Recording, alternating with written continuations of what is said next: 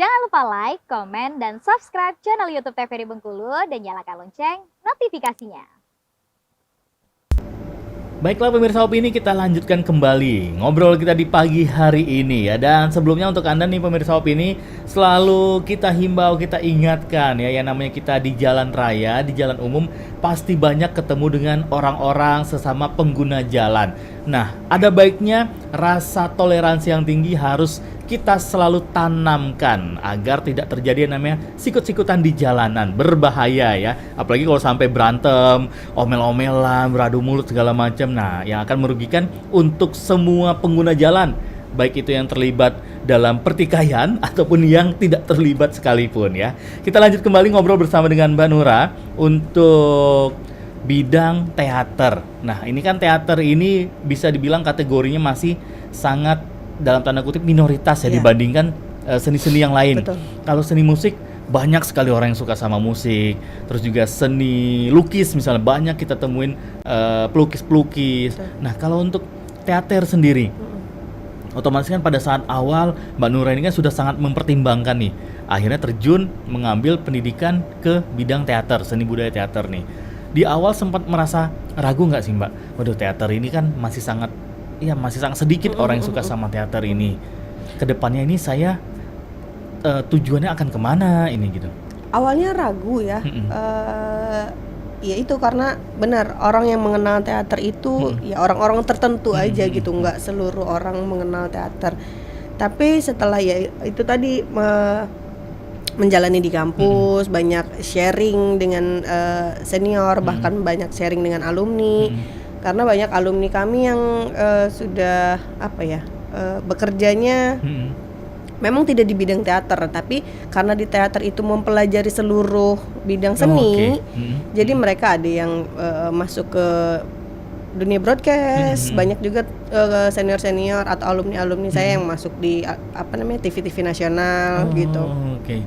Terus kan ada kalau kayak pertunjukan di Taman Mini, Dufan, bahkan sekarang ada Trans Studio. Di situ kan ada sebuah pertunjukan teater, ada parade dan lain sebagainya. Itu yang membuka pikiran, oh ternyata teater itu tidak sekaku itu loh gitu. Tidak hanya yang berdialog di atas panggung dengan badan yang kaku gitu, enggak loh. Suara gitu. hening. Iya gitu. betul, enggak. Tapi ya itu tadi banyak perkembangannya banyak dan inovasi-inovasinya juga bagus-bagus kok gitu. Jadi tidak ketinggalan zaman lah seni betul. teater Masih mengikuti pasar, mengikuti zamannya gitu. Oh iya, karena kalau kita tahu kan seni teater di ruangan tertutup, teriak-teriak gitu, yang tanpa makan, ada yang tanpa musik sama sekali. Iya, betul. Mic-nya pun cuma satu. Kalau dulu di kampus tuh dibilangnya kalau kayak orang tari gitu ngomong ke kita tuh kayak orang gila. Dia ngomong sendiri, teriak sendiri, kadang kostumnya kan kadang nggak masuk akal ya. Benar, apa betul. aja yang dia pakai gitu. Nah, tapi ya itu dunia yang entah di punya sana seninya gitu. Nggak tahu punya sihir apa gitu. Yang membuat saya seru ya gitu. Ada yang cuma pakai baju karung goni, Iya, tiba-tiba nangis, tahu-tahu teriak. Betul. Nah, sebenarnya kalau di teater itu yang dipelajarinya apa aja sih, Mbak? Kalau di teater itu kan memang kalau yang sisi utamanya di dunia aktingnya ya, dunia aktingnya. Tapi di pendukungnya, pendukungnya itu kita mempelajari juga audiovisual kita belajar, terus musiknya kita belajar, sampai tari pun kita belajar. Dan kalau misalnya ada seni rupanya, ada gambarnya, kita ngegambar kok desain panggung seperti apa, tata letak settingnya seperti apa, itu ada mata kuliah gambarnya. Jadi ya itu yang membuat saya semakin bersyukur gitu dan tidak menyesal saya memilih teater itu, karena di dalam teater kita mempelajari semua cabang seni gitu. Gambar ada gambarnya, musik juga ada juga musiknya. Betul. Bahkan di bidang sampai mengatur sisi audiovisual itu juga ada gitu ya. Kami belajar audiovisual menggunakan kamera seperti apa gitu. Oke, berarti ternyata cakupan dari bidang teater ini banyak sekali, Iya, luas sekali, bukan iya. hanya sekedar memerankan sesuatu Betul. gitu, menjadi acting lah, Betul, berakting. Berarti bukan hanya sebatas itu gitu ya. Nah, kalau perkembangannya sekarang nih, kalau dulu kan pada saat zaman kuliah, beberapa tahun yang lalu itu Mbak kuliahnya Saya tamat 2016. 2016, mungkin sekitar hampir 8 tahunan, Iya. 8 tahunan yang lalu sampai sekarang nih, gimana nih menurut Mbak Nora perkembangan dunia teater kita? Perkembangannya sih kalau di luar ya, kalau Mm-mm. bukan maksudnya bukan meng-underestimatekan Bengkulu, tapi kalau di Bengkulu ya masih standar-standar gitu aja ya. Kalau di luar itu kan sudah berkembang, ada yang namanya seni media juga. Jadi tapi kemarin Bengkulu salah satu terpilih salah satu jadi tuan rumah untuk festival seni media. Oke.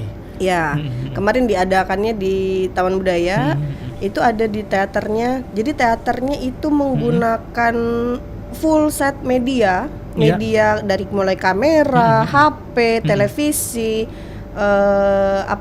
layar proyektor, itu semuanya digunakan. Tapi menjadi sebuah pertunjukan teater. Oke. Nah, berarti ini digunakan sama si pemerannya, aktornya. Iya, jadi aktornya itu dia tidak berakting di atas panggung. Jadi kalau kemarin yang konsep di Bengkulu itu dia aktingnya di depan kamera dan dia akan tayang di sebuah TV. Jadi di atas panggung itu hanya ada televisi.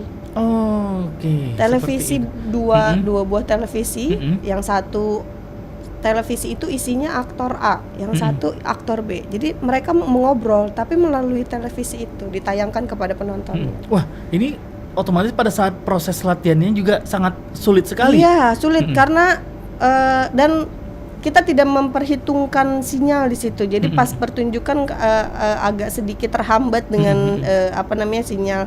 Ya mungkin kalau di studio televisi sudah canggih ya, karena kemarin kami baru pemula. Menggunakan media-media yang kami gunakan sehari-hari gitu, pakai HP dan pakai laptop. Jadi pakai sinyal HP-nya sendiri. Kadang kan kalau di dalam satu ruangan dengan banyak orang, dengan banyak sinyal, itu kan bakal bertabrakan dan tarik-tarikan sinyal ya. Nah, kami tidak memperhitungkan itu kemarin ya. Sempat ada delay dari situ juga. Itu sih lumayan agak ribet dan ya keren ternyata perkembangannya sejauh itu gitu. Oke. Jadi kita itu ngelihatnya seolah-olah dua orang yang berada di TV Dalam yang berbeda, televisi. tapi mereka nyambung ngobrolnya. Iya, betul. Oke, sangat keren sekali loh. Bahkan kalau orang-orang yang awam di bidang itu ngelihatnya, waduh ini gimana cara buatnya, betul. atau juga cara menikmati ini Iya, seperti betul. apa gitu.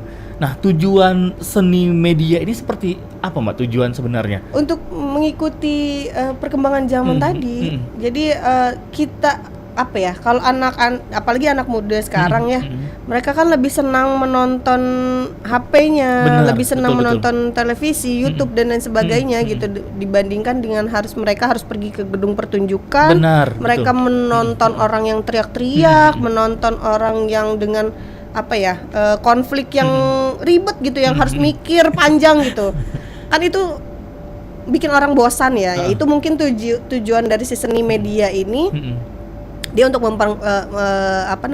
menarik penonton untuk ke situ. Oke, membuat pakai media yang baru Iya, gitu, yang ter-up to date lah gitu ya. Betul. Jadi kan orang penasaran, orang mau nih datang ke gedung pertunjukan tuh mau gitu. Wih, keren sekali ini. Kenapa saya nggak nonton kemarin? Nah, kalau sejauh ini nih, setelah diadakannya pertunjukan seni media, untuk kita di Bengkulu, teman-teman masih tetap aktif gitu, latihan atau membuat pertunjukan seni media itu? Kalau untuk aktifnya sih mungkin nggak terlalu aktif ya, karena mencari masa yang mau bergabung untuk kitanya juga agak sulit, karena ya itu tadi orang sudah ribet, apa sih yang harus kemarin suara gitu kan, sekarang harus kita mengulik media-media itu gitu. Jarang sih orang yang ya di sini kembali lagi, maksudnya seni media itu hanya di waktu-waktu tertentu aja gitu. Oke. Nah, Mbak Nura ini kan juga sebagai seorang guru SMA gitu.